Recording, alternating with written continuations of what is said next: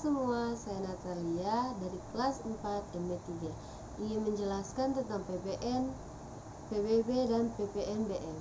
Pengertian PBB, pajak bumi dan bangunan adalah pungutan atas tanah dan bangunan yang muncul karena adanya keuntungan atau kedudukan sosial ekonomi bagi seseorang atau badan yang memiliki suatu hak atasnya.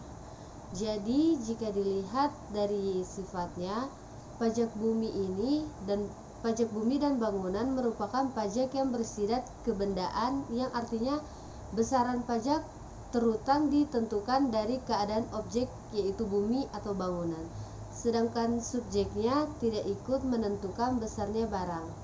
Lalu ada subjek PBB. Subjek PBB adalah orang pribadi dan badan yang secara nyata memiliki hal-hal seperti mempunyai hak atas bumi, memperoleh manfaat atas bumi, memiliki bangunan, kemudian menguasai bangunan yang memperoleh manfaat atas bangunan tersebut.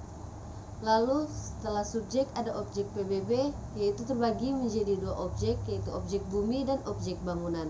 Objek bumi seperti sawah, ladang, kebun, tanah, dan tambang. Sedangkan objek bangunan seperti rumah tinggal, bangunan usaha, gedung bertingkat, dan jalan tol. Namun tidak semua objek pajak dapat dikenakan PBB, tetapi objek pajak tersebut harus memiliki kriteria tertentu. Contohnya seperti di bidang pendidikan, kesehatan, dan ibadah yang tidak dimaksudkan untuk memperoleh keuntungan. Dasar pengenaan PBB. Dasar dari PBB adalah NJOP, yaitu nilai jual objek pajak. NJOP merupakan harga rata-rata pasar pada transaksi jual beli tanah. Setiap tahun Menteri Keuangan dengan pertimbangan Bupati akan menetapkan NJOP. Penetapan tersebut tertentu berdasarkan penetapan NJOP bumi. Ini berdasarkan pada letaknya, pemanfaatannya, maupun kondisi lingkungannya.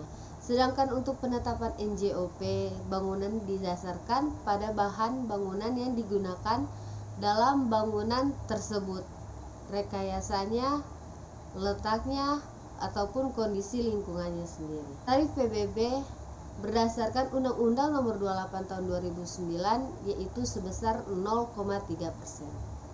Lalu kita masuk di PPN. Kepanjangan dari PPN adalah pajak pertambahan nilai.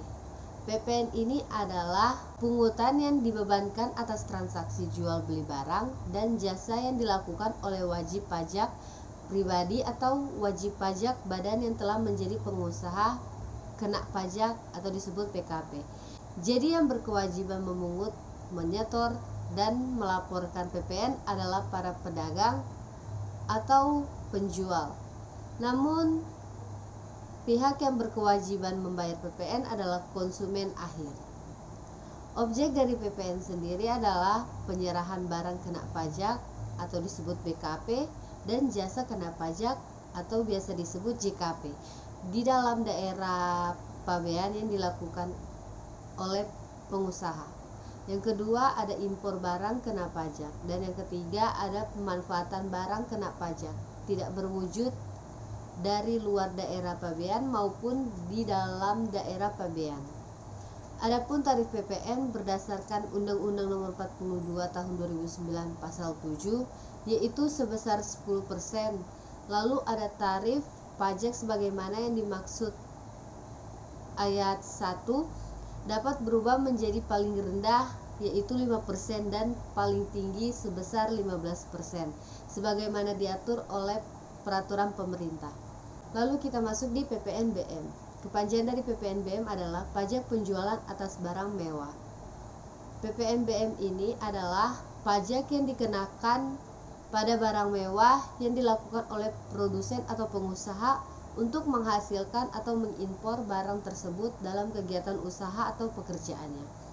Objek dari PPNBM ini yaitu barang-barang mewah yang harus dikenai PPNBM adalah barang yang bukan barang kebutuhan pokok, barang yang hanya dikonsumsi masyarakat tertentu dan berpenghasilan tinggi.